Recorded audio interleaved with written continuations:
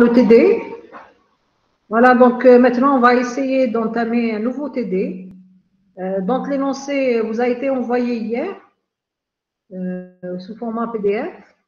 Donc, sans plus tarder, je vais essayer de partager mon écran. Est-ce que vous m'entendez au moins? S'il vous plaît? Oui, madame. Oui, madame. Madame. Est-ce qu'il y a quelqu'un? Bon, c'est pas grave. Donc, je vais essayer de partager mon écran. Oui, madame, on vous entend. Voilà, donc je vais essayer de partager mon écran, donc toute la fenêtre. OK. Est-ce que vous voyez mon écran?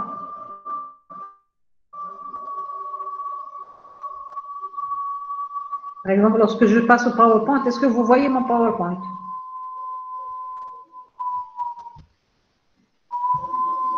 Non, vous ne voyez pas?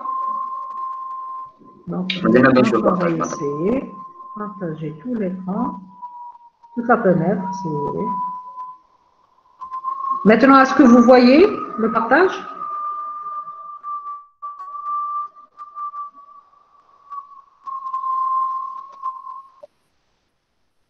Vous voyez le partage? Non, non, madame.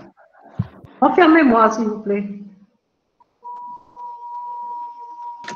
Oui ou non? Pas encore, donc peut-être il va un petit peu tarder. Attends.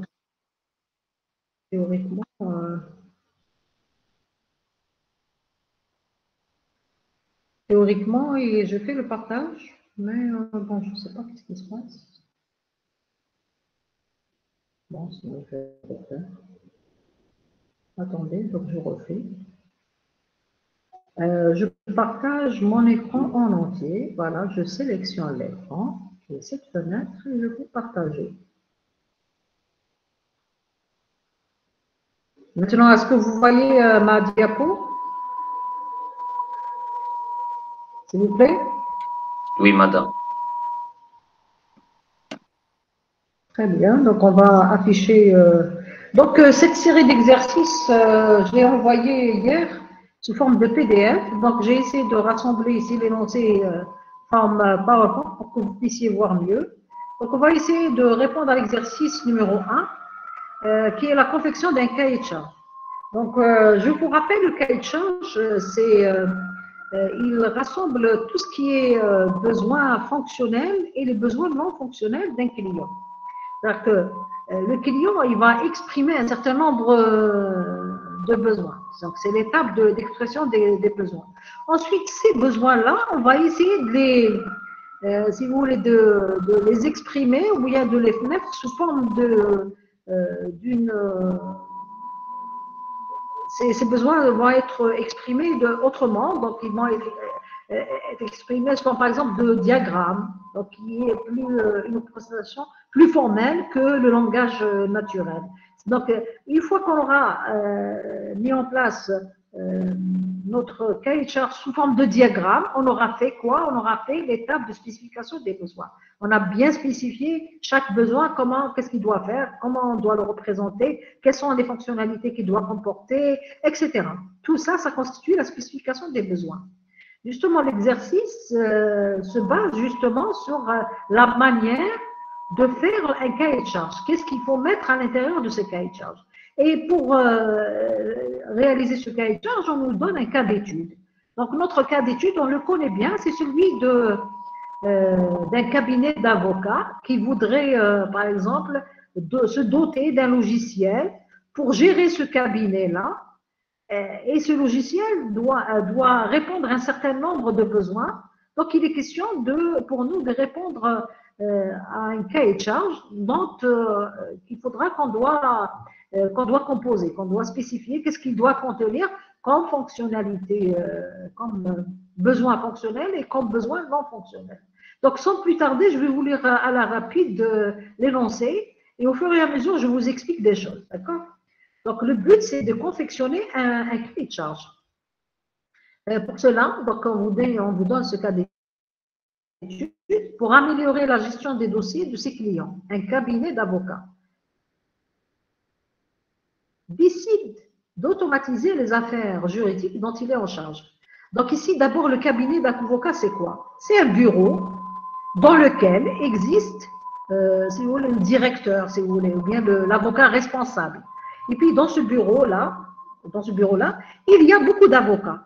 Donc, ce responsable a recruté plusieurs avocats avec lui. Donc, ce bureau qui est composé, par exemple, de 10 avocats, leur fonction, c'est quoi? C'est de traiter les affaires juridiques des clients. Ça veut dire qu'il y a un client qui va venir chez eux avec une affaire, par exemple, une affaire criminelle, une affaire, je ne sais pas, qui relève du droit du code civil, une affaire de contravention, par exemple, il a fait une erreur lors de la circulation sur la route avec sa voiture, on lui a donné une contravention, il vient dans ce bureau d'avocat pour réclamer ou bien pour déposer une plainte auprès des tribunaux.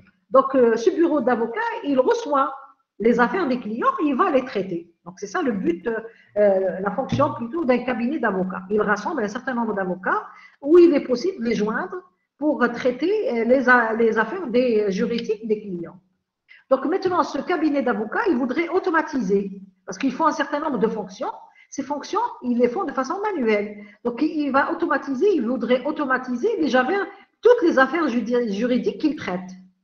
Donc ça veut dire automatiser, cela veut dire qu'il voudrait mettre en place un logiciel.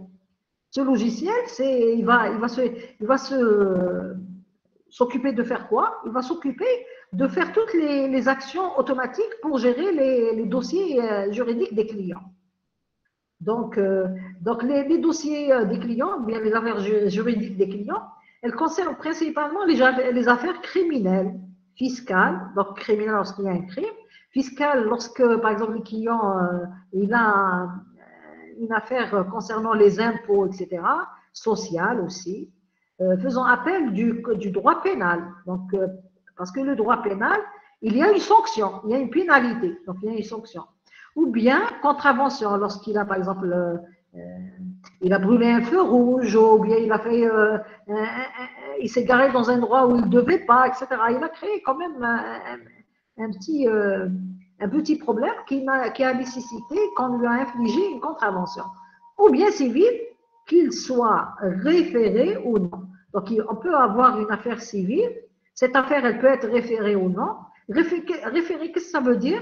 Ça veut dire si cette affaire civile est urgente, elle va passer dans le tribunal qui va traiter les affaires urgentes. Les affaires urgentes, c'est les affaires qu'on ne peut pas attendre beaucoup pour les juger. Donc, elles sont urgentes. On les appelle aussi des affaires référées. Donc, elles vont passer le qada al-musta'jal. Le qada al-musta'jal, c'est les affaires référées. Donc, dans le tribunal qui va traiter les affaires référées, c'est-à-dire les affaires urgentes, qui n'admettent pas un temps de retard pour les traiter. Donc, deux aspects importants que le cabinet d'avocats voudrait améliorer à travers cette rénovation. Rénovation, ça veut dire tajdid. Donc, rénovation, ça veut dire qu'il va mettre en place une procédure de travail qui n'est plus manuel, mais qui est plutôt automatique à travers la mise en place d'un logiciel. Donc, il va rénover un peu le travail du cabinet d'avocats. Donc, deux aspects importants à prendre en charge, c'est quoi? Comment informer ses clients le plus rapidement que possible de leurs droits et responsabilités, ainsi que des jugements de leur affaire, une fois tranchés par le tribunal.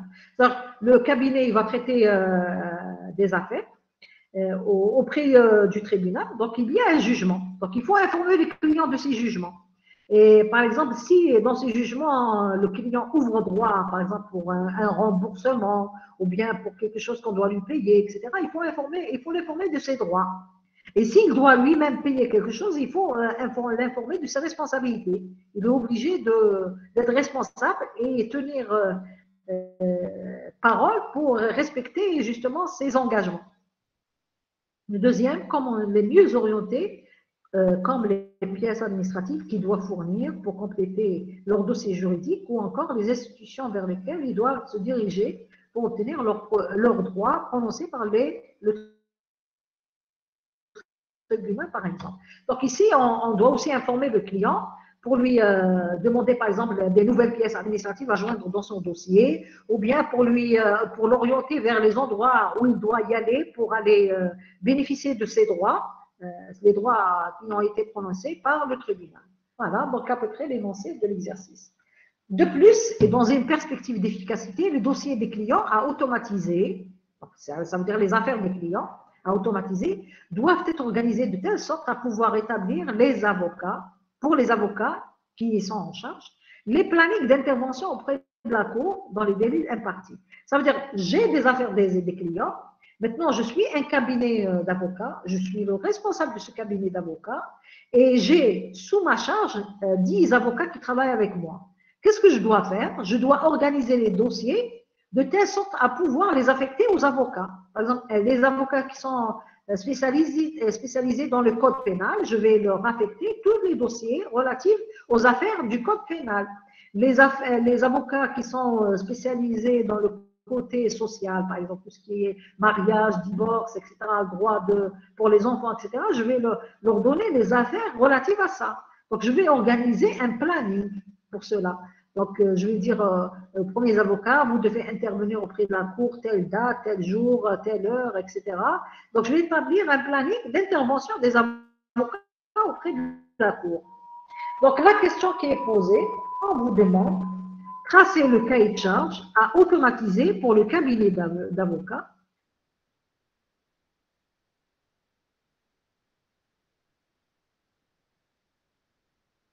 qui relate les besoins fonctionnels, non fonctionnels, intégrer le nouveau logiciel. Donc, pour commencer, on va cibler les besoins fonctionnels, non fonctionnels et les acteurs. Donc, sans plus tarder, essayons de réfléchir ensemble quels sont les acteurs possibles pour ce genre de système. Attendez, on va essayer de mettre un fichier Word.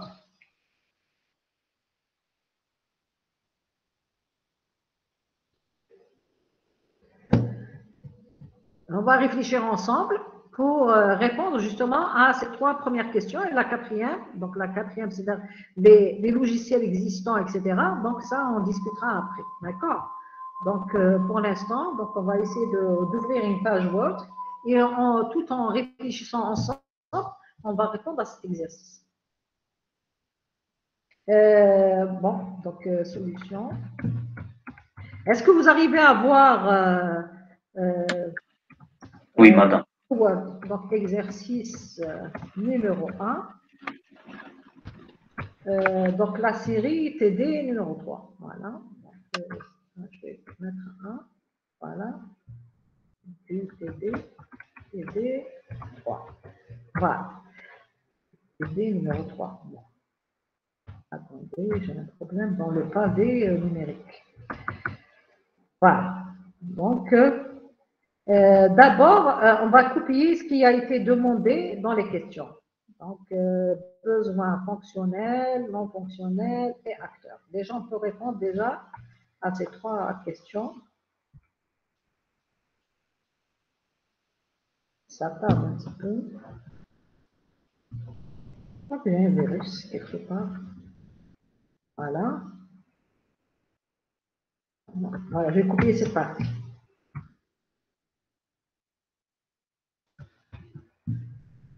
Donc, je vais augmenter le caractère, comme ça vous allez voir mieux. Donc, time. Je vais mettre par exemple 14. J'ai un problème dans le pavé, je n'arrive pas à écrire, je ne sais pas. 14, voilà, 14. Voilà, donc solution de l'exercice numéro 1. Bon, je vais cacher ces symboles-là. Donc, ils nous ont demandé les besoins fonctionnels. Donc, le première question, besoins fonctionnels. On mettra 2 points. Ensuite, ils nous ont demandé les besoins non fonctionnels, en deuxième lieu.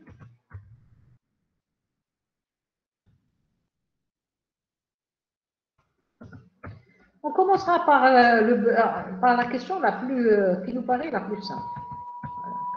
Par exemple, la question numéro 3, elle paraît relativement simple. Parce que ici, dans cette question, il n'est pas question de rentrer dans les détails du logiciel. Mais il est question de spécifier qui va utiliser ce logiciel. Ou bien qui va intervenir sur ce logiciel. D'accord? Dans ce système.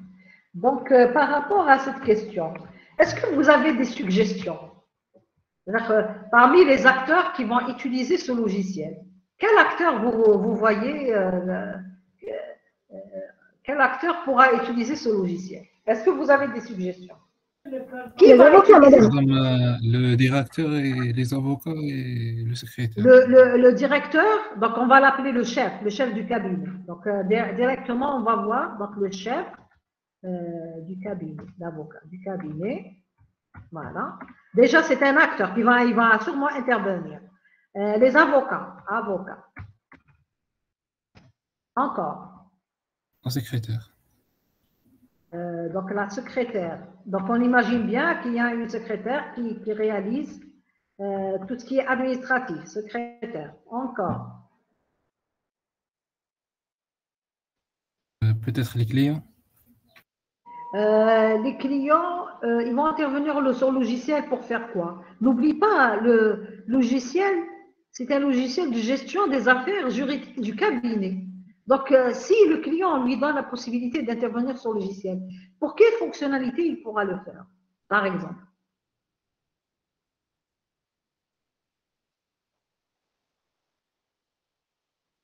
Donc, qui, madame? Donc, logiciel, donc, je vous fais rappeler, le logiciel. Madame, vous recevez des messages? Pour envoyer des messages? Madame, vous pouvez répéter la question? Vous recevez les tarifs, des messages. Parce que la question, c'est quoi? Donc, il y a une suggestion de notre camarade qui dit, parmi les intervenants, on peut citer le client. Il a proposé client comme étant un des acteurs. Donc, ma question, c'était quoi? Si j'ajoute le client comme étant un acteur, ça veut dire qu'il va intervenir sur ce logiciel. Donc, ma question, c'est quoi? C'est pour réaliser quel traitement? Zama commander un avocat, madame. Les services d'un avocat.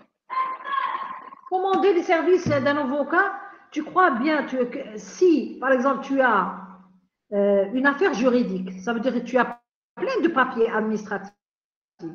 Tu as fait ressortir des impôts, par exemple de l'APC. Par exemple, tu as fait des photocopies sur, par exemple, des documents importants tels que ta carte nationale, peut-être ton permis, etc. Tu as tout un ensemble de dossiers sous forme papier. Hein. Celui-là, ce dossier-là, est-ce que tu vas, ayant ce dossier en main, est-ce que tu vas rentrer dans un logiciel, par exemple, tu es à la maison, tu vas rentrer dans un logiciel gestion d'un cabinet d'avocats et tu vas commander un avocat en ligne directement. Est-ce que c'est raisonnable? Non. Je pense que non. Parce que déjà, tu sais pas quel type d'avocat tu dois solliciter. Ensuite, lorsque tu vas solliciter en ligne, tu vas réserver un avocat. Donc, cet avocat peut ne pas te répondre parce qu'il ne sait pas pourquoi tu l'as réservé. Ça n'a pas de sens. Il faut que tu te présentes physiquement au niveau du cabinet avec ton dossier administratif et tu dois faire expliquer ta requête ou bien ta demande au niveau du chef du cabinet. Disons, j'ai une affaire, par exemple, juridique qui relève du code pénal, par exemple. Et tu dois lui montrer les papiers qu'il faut. Et sur la base de ce qu'il a vu, c'est à lui de te réserver un avocat qui est spécialiste dans l'affaire que tu veux traiter. Donc, le chef de cabinet, il peut réserver pour toi l'avocat selon ton besoin et selon ton dossier administratif. Mais là où, en tant que client, si tu es externe au cabinet d'avocat, tu ne peux pas réserver un avocat directement en ligne. Ça, tu sais. Parce qu'il y a certains détails qui ne doivent pas être vus en ligne, qui doivent être vus manuellement. Donc, est-ce que le client peut faire autre chose? Si on veut, par exemple, le faire intégrer en tant qu'acteur, est-ce qu'il, par exemple, mis à part réserver avocat, est-ce qu'il peut faire autre chose en ligne? Suivre l'état d'avancement de son affaire, Balak. Suivre l'état d'avancement de son affaire, oui, donc c'est possible, oui. Donc, si le client veut suivre, donc on va écrire pour ne pas oublier ça, parce que peut-être on va le faire introduire dans le besoin fonctionnel et non fonctionnel. L'état d'avancement de son affaire.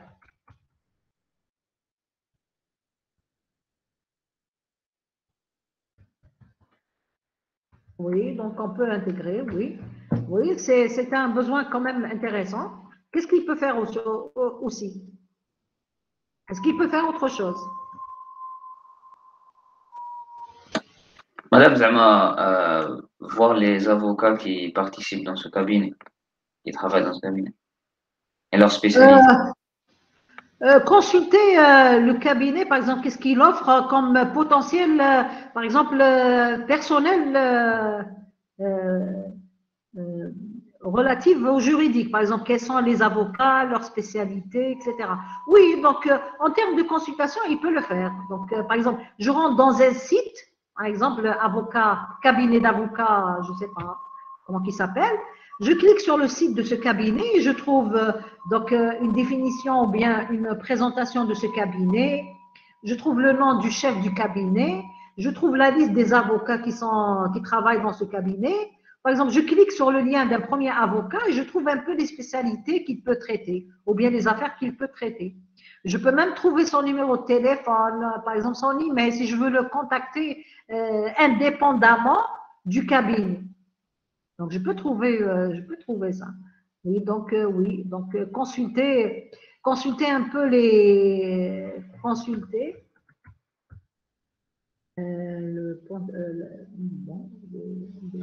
potentiel juridique en termes d'avocat, le potentiel juridique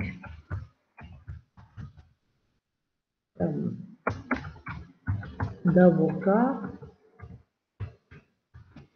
offert disponible au niveau du cabinet. C'est pas offert, disponible. Au niveau du cabinet. Oui, mais regardez. Donc, il y a des choses qu'on peut faire, même si on n'est pas client. Par exemple, consulter le potentiel juridique en termes d'avocat disponible au niveau du cabinet. Même si je ne suis pas client, je peux consulter. Par exemple, je rentre dans un site cabinet d'avocats, j'ai des choses. Je peux rechercher le nom d'un avocat. Je peux consulter quelle est la liste de ses avocats. Pour chaque avocat, je peux consulter, par exemple, sa spécialité, son email, son téléphone. Ça, je peux le consulter tout en n'étant pas un client. Donc, il y a un acteur qui peut faire ça aussi. Quel est cet acteur? S'il vous plaît, est-ce qu'il y a des suggestions? Par exemple, je rentre dans un site Amazon. Je rentre dans un site Visiteur, Amazon. madame. Comment? Le visiteur, Zama. Le visiteur, voilà. Donc, le visiteur, il peut, par exemple, il peut faire des choses tout en n'étant pas client. Étant client, il peut faire des choses encore mieux parce que là, il a la possibilité de consulter un peu l'état d'avancement de son affaire. Mais même s'il n'est pas client, s'il est visiteur, il peut toujours consulter le cabinet d'avocat et qu'est-ce qu'il permet d'offrir. Donc, il peut rechercher, par exemple, rechercher une entité particulière, faire une recherche, etc. Voilà, on recherche. Sur une entité, ça dépend. Est-ce que avocat, est-ce que des affaires, etc. Sur une entité particulière. Et visiteurs et clients, ils font ça depuis l'extérieur du cabinet.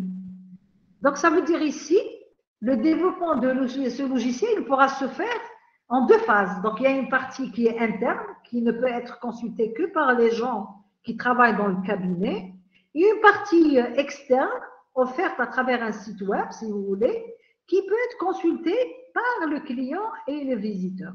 Voilà. Donc, etc. Donc, les fonctionnalités, elles peuvent, par exemple, aller plus loin. Donc, etc. Etc.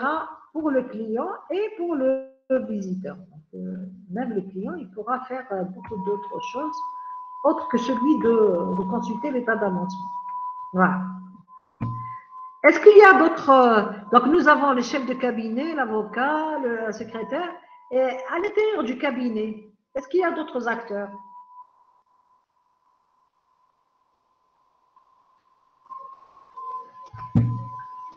Donc, le logiciel, il est là, il doit être installé, on doit commencer à l'exploiter. Il peut bugger ce logiciel. Donc, il peut bugger. Donc, pour le réparer ou bien pour le maintenir, qui c'est qui va intervenir sur le logiciel? Des informaticiens. Voilà, donc il faut quelqu'un, technicien en informatique, qui a la technicité d'intervenir sur un logiciel. Donc on peut avoir parmi les intervenants des techniciens informatiques, techniciens en informatique. Donc des techniciens en informatique, ils peuvent être les techniciens du cabinet, parce que le cabinet, par exemple, a recruté un technicien informaticien, ou bien il peut faire intervenir un technicien en informatique depuis l'extérieur. Donc, le cabinet, il fera appel à une, si vous voulez, à une tierce personne. Donc, il va demander un service, il va commander un service d'intervention sur le logiciel. Par exemple, l'éditeur du logiciel, celui qui a développé pour lui le logiciel, lorsqu'il y a un pépin sur le logiciel ou bien qu'il a besoin de l'installer ou bien de le réinstaller, le cabinet d'avocats peut faire appel à cet éditeur pour qu'il lui envoie les techniciens qu'il faut afin d'intervenir sur le logiciel. Donc, ça veut dire que le technicien en informatique, il est important et c'est un acteur important lors de l'exploitation du logiciel du cabinet. Et qu'est-ce qu'on peut trouver aussi? N'oubliez pas, ici, vous avez plusieurs affaires juridiques, on va les conserver dans des bases de données. Donc, on pourra les conserver dans des bases de données. Et puis, mon logiciel peut fonctionner sous forme de solution réseau. Donc, on a besoin aussi d'un autre acteur qu'on appelle l'administrateur. Non, par exemple, pardon. Ici, le technicien informatique, il peut intervenir sur les bases de données, sur tout ce qui est solution réseau, tout ce qui est, si vous voulez, tout ce qui est solution réseau, base de données, tout ce qui est bug, tout ce qui est installation, tout ce qui est relatif à un besoin purement informatique, le technicien peut le faire. Mais nous avons un autre intervenant qu'il faut citer, c'est l'administrateur. L'administrateur qui gère les dossiers administratifs. Administrateur. L'administrateur, c'est quoi? C'est une personne qui va gérer les dossiers administratifs. Donc, c'est lui qui va organiser le dossier, qui va appeler le client pour leur dire ça vous manque telle et telle, par exemple, telle et telle pièce justificative, qui va peut-être calculer pour le client quels sont les honoraires qu'il doit payer. Donc, tout ce qui est relatif à la gestion administrative du dossier juridique du client, c'est l'administrateur qui va le prendre en charge. Est-ce qu'il y a un autre acteur? Est-ce que vous voyez en perspective d'autres acteurs?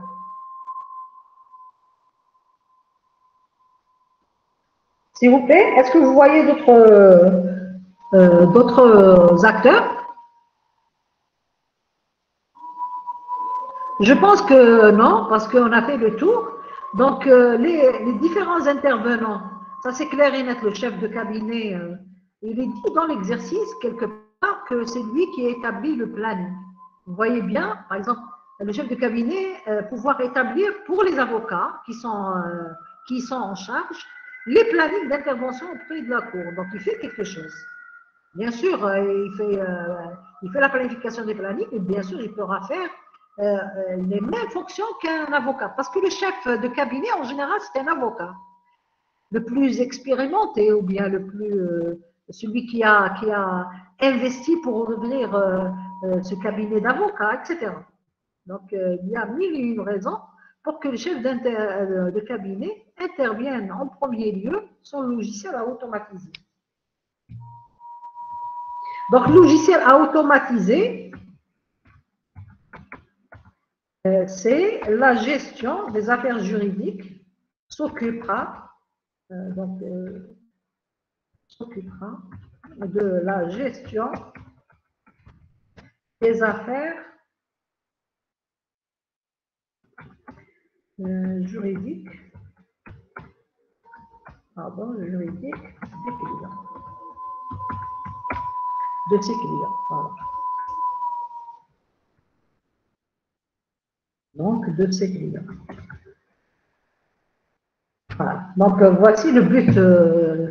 Maintenant, on va passer aux besoins fonctionnels.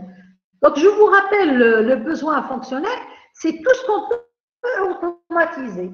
Quelles sont les fonctions qu'on peut automatiser dans ce cabinet, dans la gestion des affaires juridiques? Est-ce que vous avez une suggestion? Qu'est-ce qu'on va automatiser?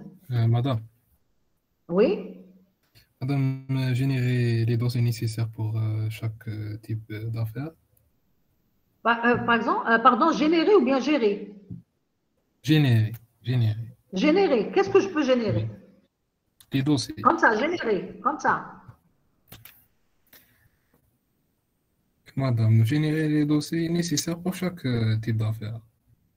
Les dossiers, voilà. Donc, je vais écrire ce que tu me dis, on va discuter. Les dossiers nécessaires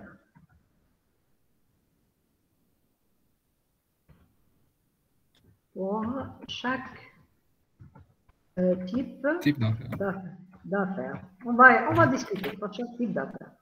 Voilà, donc notre camarade nous donne cette suggestion qui paraît intéressante quand même. Voilà, on va discuter. Donc, il dit générer les dossiers nécessaires pour chaque type d'affaires. Oui, donc ça veut dire ici établir la liste des pièces à fournir les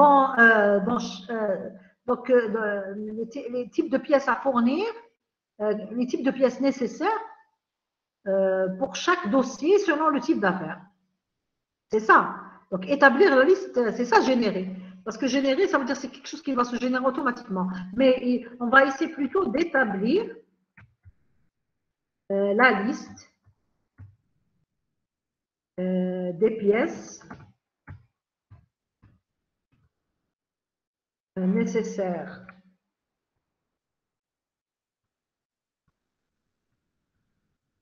à fournir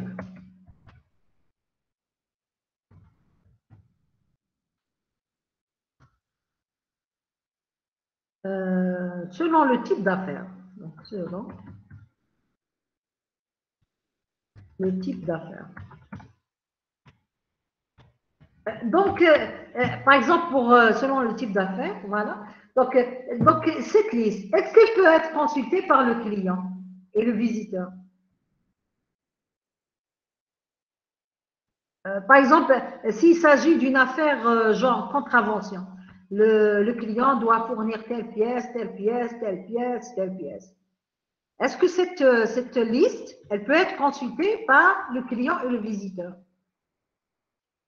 C'est ça le but, oui, madame. Et elle est visible, oui. Donc ici, c'est ça le but. D'ailleurs, tu l'as bien dit. Donc ici, si c'est ça le but, donc il y a un besoin fonctionnel. C'est celui de consulter cette liste. Consulter, donc il y a un besoin fonctionnel qu'on peut programmer. On peut programmer la méthode, consulter liste pièces selon le type d'affaires. Par exemple, type d'affaires 1, 2, etc.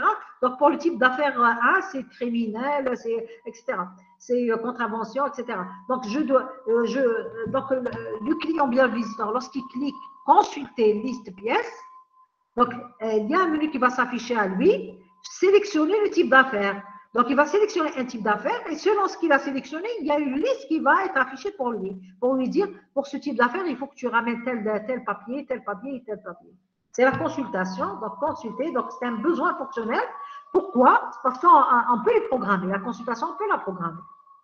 Consulter la liste, voilà, donc directement. Madame. Attendez, je vais copier ça, ensuite je vais t'écouter.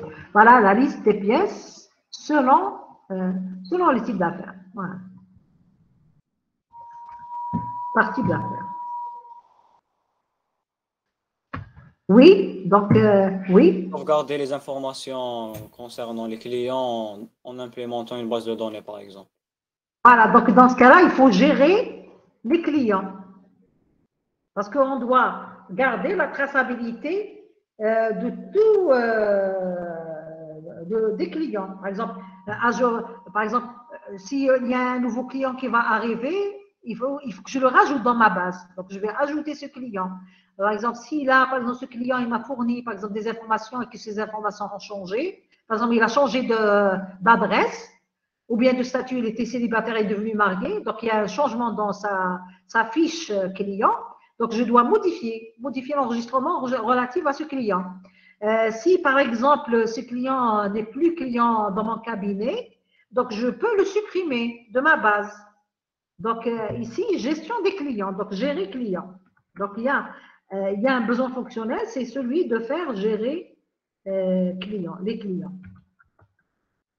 Gérer client, voilà, donc je vais mettre en singulier. Gérer client veut dire quoi? Ajouter, supprimer, etc. Ajouter, modifier. Donc, il faut que je programme tout ça. Modifier, par exemple, supprimer, rechercher, par exemple, un client particulier, rechercher. Voilà, donc consulter liste client. Donc, je peux aussi consulter la liste en entier, liste client. Qu'est-ce qu'il y a aussi? Mais dans le cabinet, il n'y a pas seulement les clients, il y a aussi autre chose.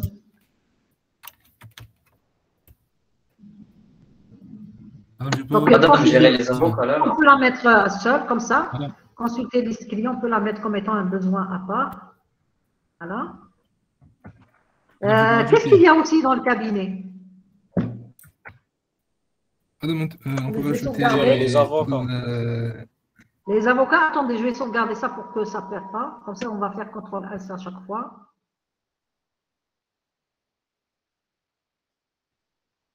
Sinon, je risque donc solution.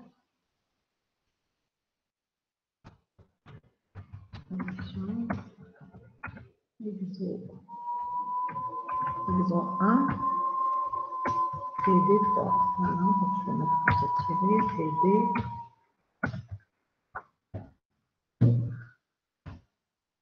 Oui, quelle est votre suggestion? Oui. Madame, établir approximativement les tarifs de chaque affaire. Calculer ce que doivent payer les clients. Donc c'est Les tarifs si vous voulez approximativement. voilà, les honoraires à payer pour chaque client, pour chaque type d'affaires. D'accord. Donc ici, gérer, bien, donc gérer les honoraires ou bien calculer, on peut faire calculer carrément, calculer les honoraires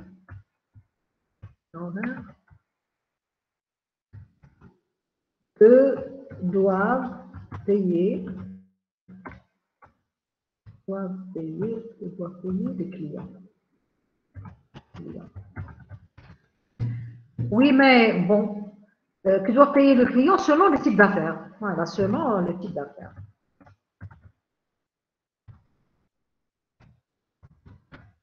Oui, mais si le client doit payer, mais je dois aussi calculer autre chose pour autre personne.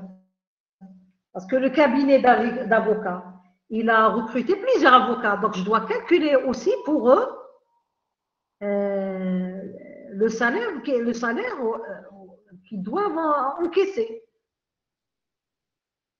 Parce que ce n'est pas fixe. Par exemple, si un avocat a traité 3 à 4 si vous voulez, affaires. Donc, il doit être payé pour le mois, mais il y a aussi des primes qu'il doit encaisser selon les types d'affaires qu'il aura gagné, par exemple. Donc, parmi les 3 affaires qu'il a traitées, il les a gagnées toutes les 3. Donc, ça veut dire, je dois le payer pour le mois, donc je dois calculer pour lui son salaire mensuel, mais aussi il doit bénéficier, si vous voulez, de primes selon les affaires qu'il aura traitées.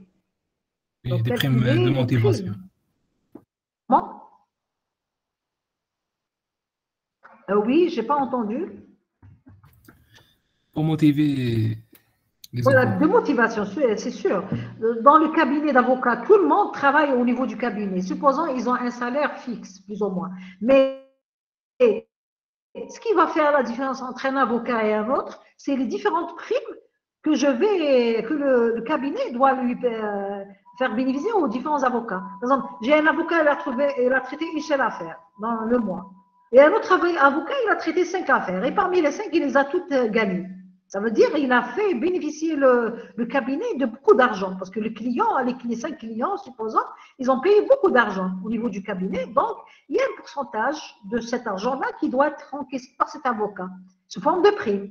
Donc, les primes, c'est ça qui va motiver les primes. Les primes.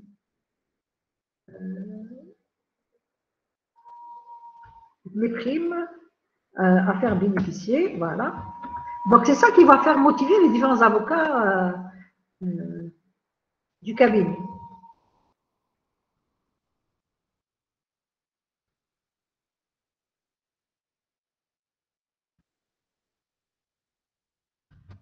Selon le type d'affaires traitées. Donc, selon le type d'affaires traitées.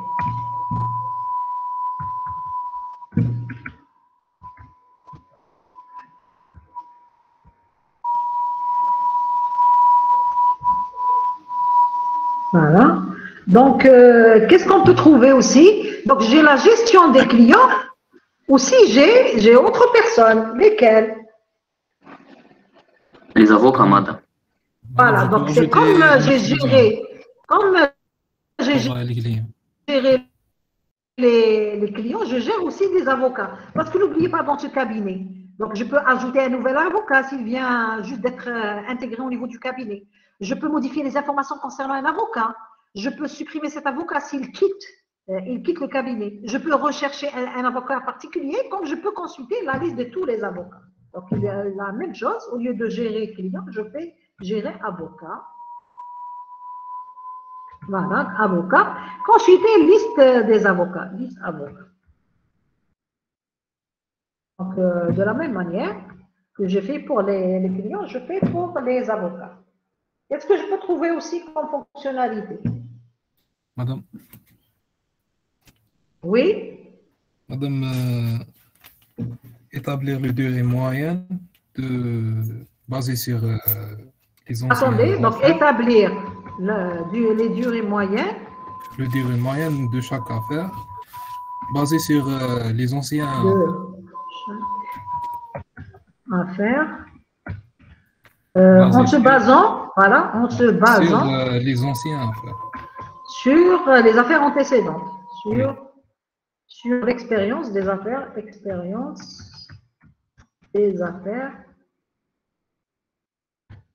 antécédentes. Bon, je vais corriger, juste pour voir les affaires, voilà. Donc, établir les durées moyennes de chaque affaire en se basant sur l'expérience des affaires antécédentes. Donc, mais cet établissement de la durée moyenne, elle va me servir à faire quoi? Par exemple, je me dis, une affaire criminelle qui a duré, par exemple, le mois passé, elle a duré cette affaire 2 mois. Donc, j'ai une nouvelle affaire qui se présente à moi qui est criminelle. Je me dis, la durée moyenne pour son traitement, c'est 2 mois. Si je fais cette estimation, et je dis c'est 2 mois à peu près. Donc, cette estimation, elle va me servir à faire quoi? Est-ce que c'est une information importante? Madame, chez le client, il compare bien chaque bureau. Oui, mais des fois, on ne peut pas comparer comme ça parce que dans une affaire par rapport à une autre, même si le type d'affaire il est le même, les détails de cette affaire pour un premier client, ce n'est pas les mêmes détails pour un deuxième client. et du coup, par exemple, pour le premier client, ça a duré, par exemple, 2 mois. Pour un deuxième client, ça va durer 5 mois.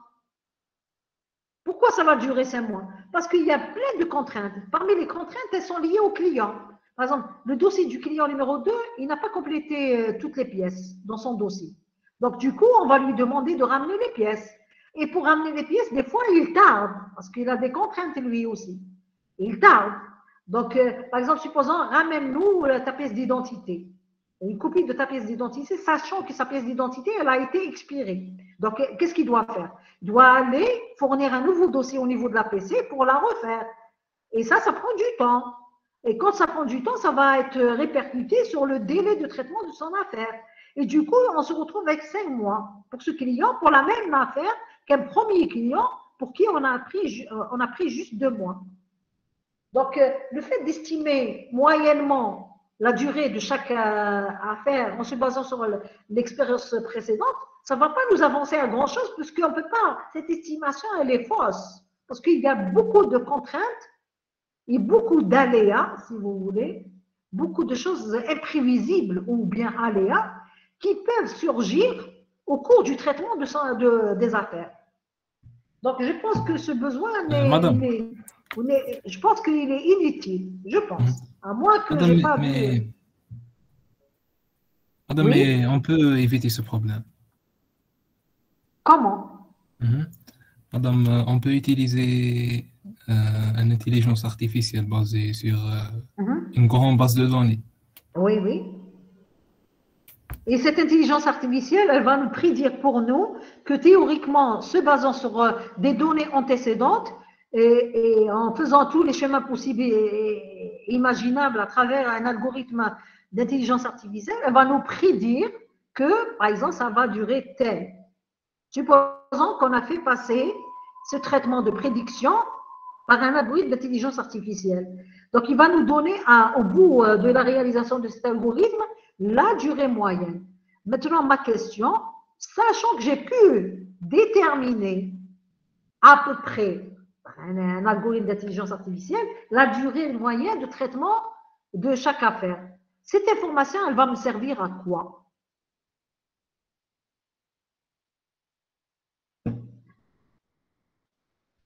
Donc, je pense qu'elle ne servirait pas à grand-chose.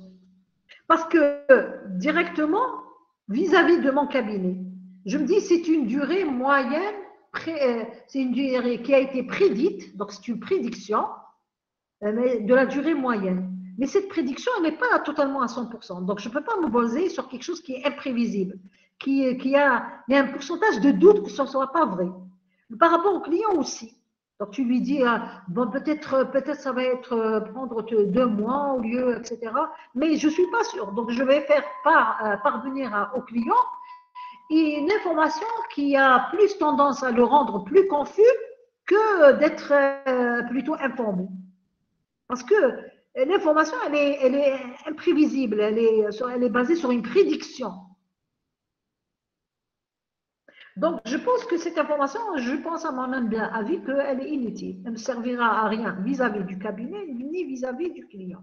Est-ce que tu es bien d'accord avec moi? Oui, madame, oui.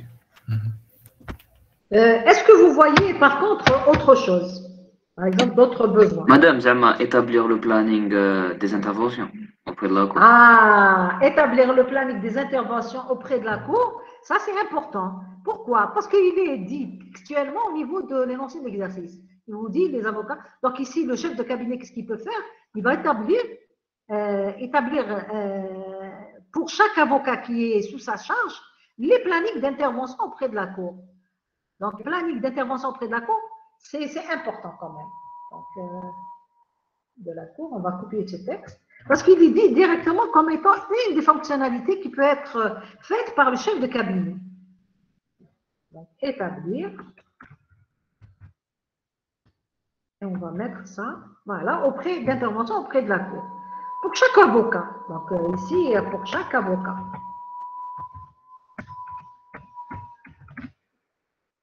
Voilà. Donc, qu'est-ce qu'on peut trouver aussi comme fonctionnalité?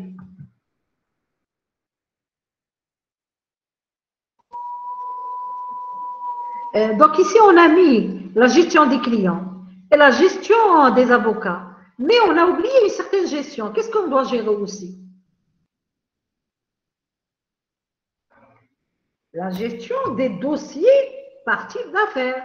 Parce que les gens, les dossiers. la gestion des dossiers, parce qu'ils vont nous ramener des dossiers. Donc, il faut pouvoir ajouter dans la base, ajouter un dossier, modifier un dossier, supprimer un dossier. Par exemple, ajouter un dossier. Quand je vais ajouter un dossier, je vais ajouter un certain dossier avec une certaine référence. Dans le dossier, je vais mettre quelles sont les pièces qui ont été fournies.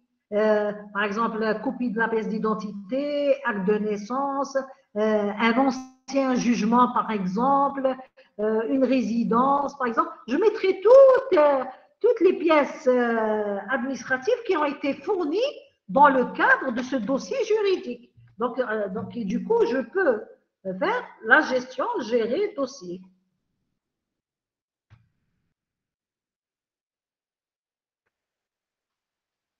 Donc, je vais copier, voilà.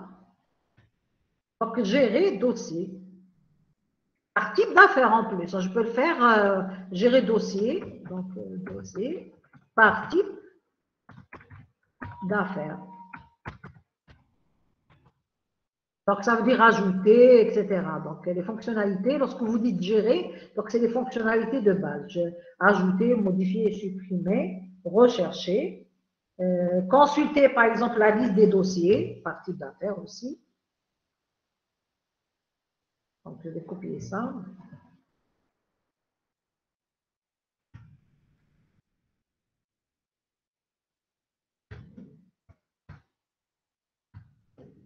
Et voilà, par type d'affaires. Qu'est-ce qu'on peut trouver aussi? Donc, on peut, par exemple, faire, si vous voulez, une ventilation. Ça veut dire, je vais extraire parmi la liste des types de dossiers un certain type particulier.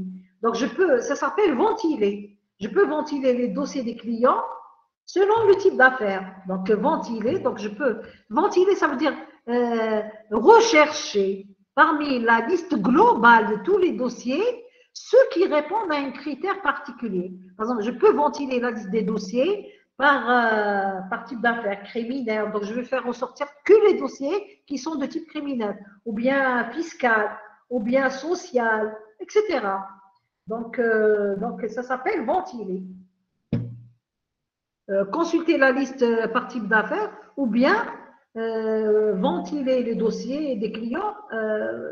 Voilà, donc au lieu de faire consulter, par type d'affaires, je préfère utiliser le mot ventiler les dossiers des clients par ventiler les dossiers par type d'affaires. Donc, les types d'affaires, donc on peut citer par exemple les affaires, je peux les citer ici, criminel, juridique, social, fiscal par exemple, fiscal, social, etc. Donc, ça peut être une liste très, très développée. Donc, je peux faire ventiler tous les dossiers, par exemple, qui répondent aux critères fiscaux. Donc, tous les dossiers fiscaux, je peux les afficher, si vous voulez lister. Qu'est-ce qu'on peut trouver par rapport aussi aux dossiers? Supposons que des dossiers ont été traités. Qu'est-ce qu'il faudra leur faire?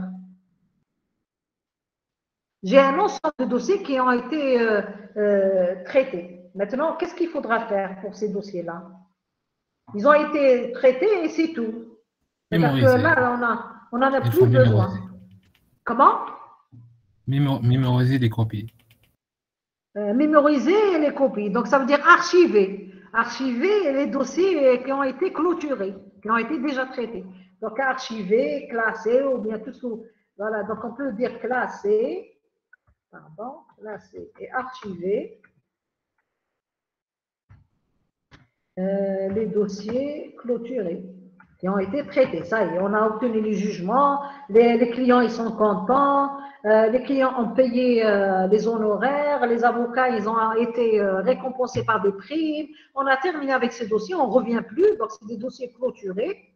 Donc ceux-là, il faut les archiver ou bien il faut les classer d'une certaine façon. Clôturer. Les dossiers qui sont clôturés. Voilà. Est-ce qu'on peut trouver aussi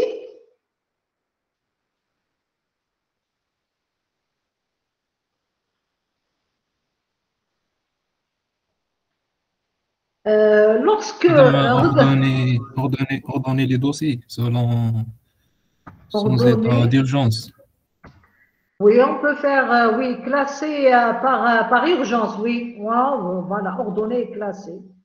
Et classer les dossiers selon, donc par urgence de traitement. Par urgence, oui, on peut faire ça, oui, de traitement. Oui, oui, ça peut être une idée. Donc, les dossiers les plus urgents, c'est ceux-là qui vont apparaître en premier parce qu'ils sont urgents. Donc, c'est ceux-là que le cabinet doit prendre en charge en priorité. Parce que ici, regardez, parce que nous avons fait établir le planning d'intervention auprès de la Cour pour chaque avocat. Ça veut dire ici, avant de, pour chaque avocat, donc, quel jour, par exemple, il va intervenir pour quelle affaire? Donc, il nous manque aussi les affaires. Il faut les affecter. Donc, il faut affecter les affaires juridiques par avocat. Donc, ça veut dire qu'il faut gérer les affectations d'affaires aux avocats. Donc, on a oublié de faire ça, gérer les affectations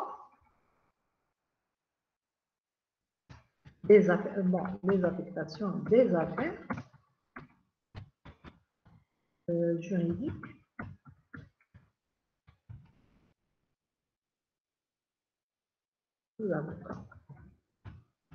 Parce que d'abord, on va, par exemple, pour un avocat, on va lui dire, écoute, tu prends cette affaire, cette autre et cette autre. Ça veut dire qu'on a donné les affaires aux avocats pour qu'ils puissent les traiter et les étudier dans le cabinet. Ensuite, on va lui dire, écoute, tu vas intervenir auprès de la cour pour cette affaire le dimanche. Pour cette deuxième affaire, par exemple, tu vas le faire le mardi. Pour cette troisième affaire, tu vas le faire jeudi. Donc, ça veut dire, d'abord, on lui a affecté les affaires. Ensuite, on a établi pour lui quel jour il doit intervenir auprès de la Cour pour juger ses affaires. Donc, il y a deux aspects, l'affectation et l'établissement du planning. D'ailleurs, l'affectation se fait avant. Je ne peux pas planifier un avocat pour qu'il puisse aller au niveau de la Cour intervenir s'il n'a pas le dossier de l'affaire sur lequel il doit intervenir. Donc, d'abord, je dois lui affecter justement cette affaire-là. Et en dernier, qu'est-ce qu'on peut trouver? On peut rajouter un ou deux besoins. Donc, le chef de cabinet, il établit le planning.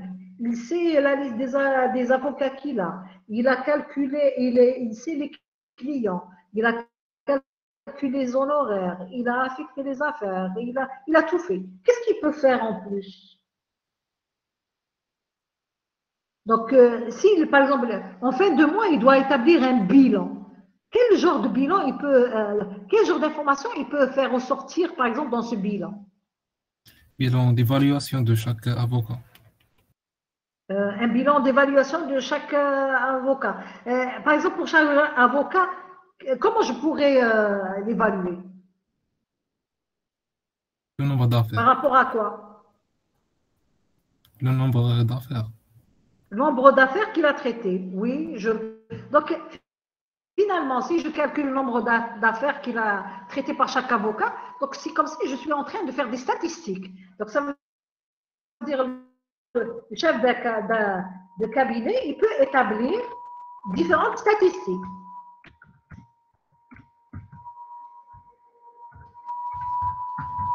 Parmi les statistiques qu'il peut établir, il peut établir, par exemple, le nombre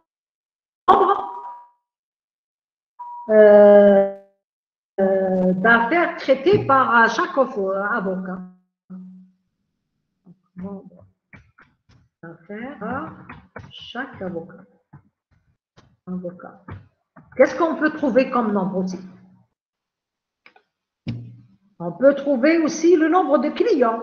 Nombre de clients, de dossiers clients pris en charge. On peut trouver aussi le nombre de dossiers clients pris en charge. Est-ce qu'il y a autre chose?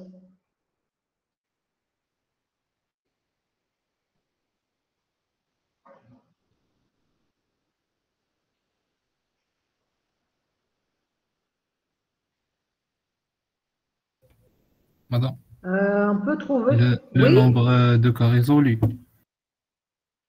Donc, le nombre de cas résolus, c'est le nombre d'affaires traitées. Donc, c'est traité, donc résolu.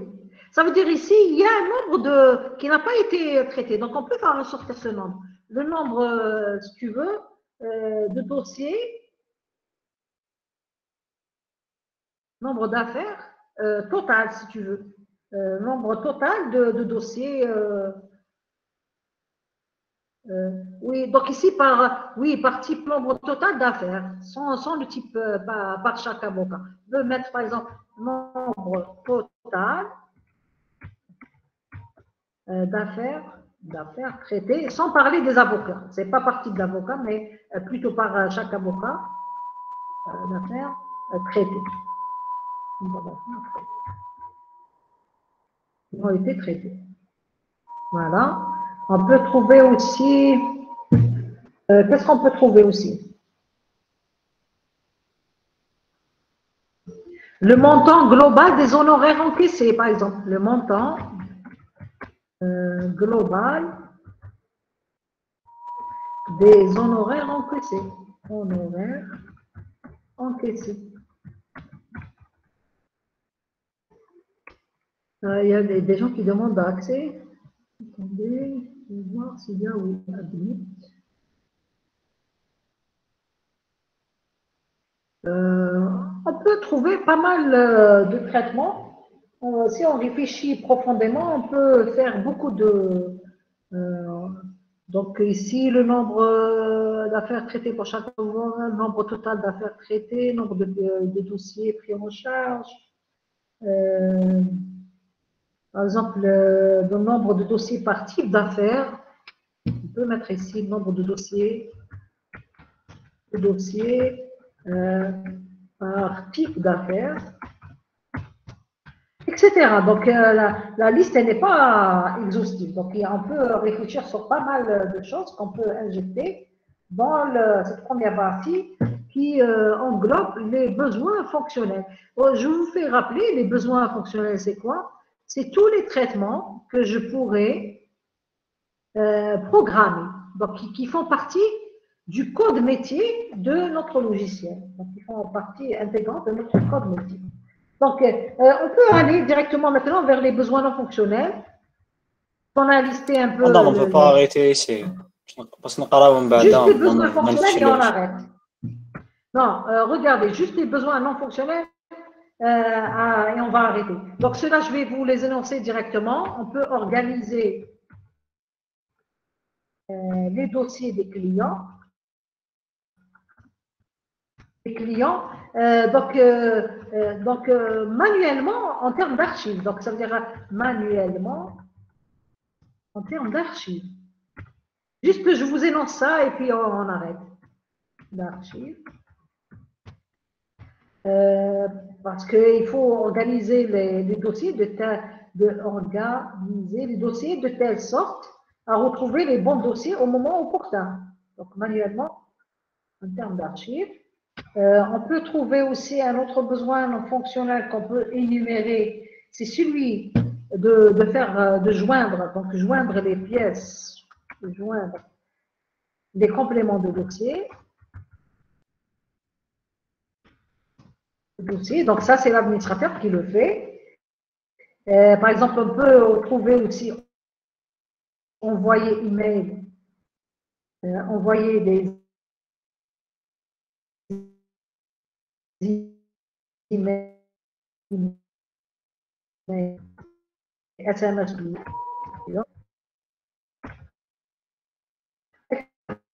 On peut trouver de choses. Je me contente avec ces trois-là. Donc, je me contente avec ces trois.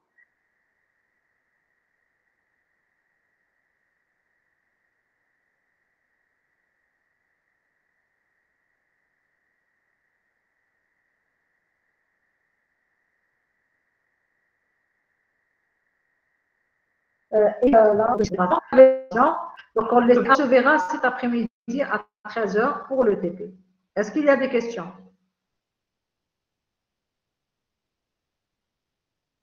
S'il vous plaît? Est-ce qu'il y a des questions? Donc, s'il n'y a pas de questions, donc je vais arrêter la présentation maintenant et rendez-vous à 13h pour le TP. Est-ce que vous êtes d'accord? Vous quittez? D'accord, madame. Oui, madame. Oui. Ok, d'accord. Bon appétit.